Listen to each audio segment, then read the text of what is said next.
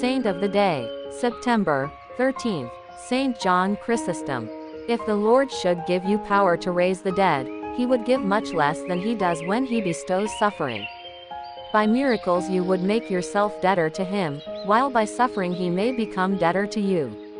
And even if sufferings had no other reward than being able to bear something for that God who loves you, is not this a great reward and a sufficient remuneration? Whoever loves, understands what I say. Saint John Chrysostom. Born in Antioch, 347, Saint John Chrysostom, golden-mouthed, was perhaps the greatest preacher in the history of the Church, thus the name given him, and the most prominent Greek father of the Church. He grew up in Antioch, received an excellent classical Greek education, and upon meeting the holy Bishop Mellitus, he decided to devote his time to the study of religious works and the sacred scriptures.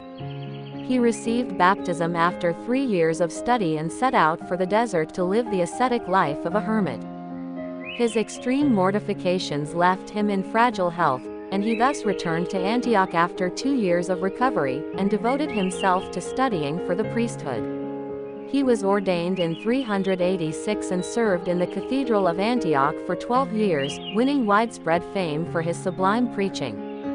In 398 he was forcefully appointed Patriarch of Constantinople, and fast became very popular with his flock through his example of preaching and courage in front of the imperial power, whose corruption and decadence he never shirked from criticizing in public.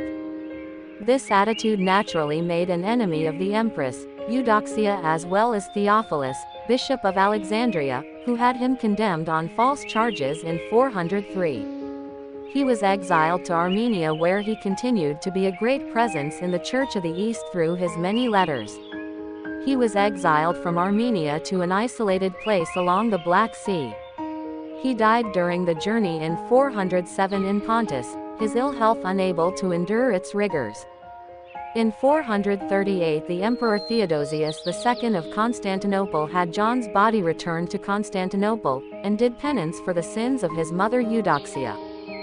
Chrysostom's many writings, especially homilies and commentaries on the Gospels, are still extant and have exerted great influence over the centuries. When you are before the altar where Christ reposes, you ought no longer to think that you are amongst men, but believe that there are troops of angels and archangels standing by you, and trembling with respect before the sovereign Master of heaven and earth.